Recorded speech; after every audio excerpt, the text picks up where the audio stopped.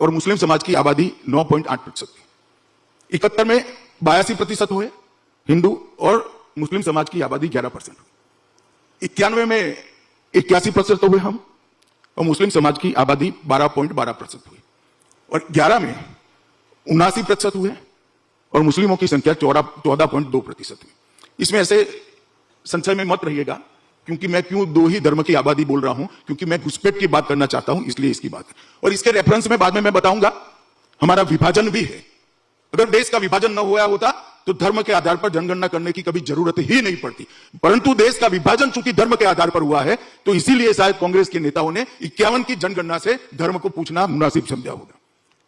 तो एक प्रकार से बहुत सारी गिरावट हुई है।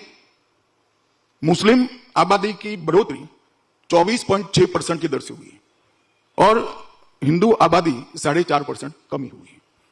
अब मैं इसलिए बताता हूं कि ये फर्टिलिटी रेट के कारण नहीं हुआ है, ये घुसपैठ के कारण हुआ है। जब भारत का विभाजन हुआ धर्म के आधार पर हुआ, हमारी दोनों और पाकिस्तान बनाया गया, जो बाद में बांग्लादेश में कन्वर्ट हुआ और पाकिस्तान में कन्वर्ट हुआ। और वो दोनों जगह से घुसपैठ के कारण ये आबादी में इतना बड़ा परिवर्तन आया है। और हमारे पड़ोसी देश, हमारे ही देश का एक हिस्सा जिसमें से पाकिस्तान और बांग्लादेश बना, उसमें स्थिति क्या हुई वो भी देखना चाहिए।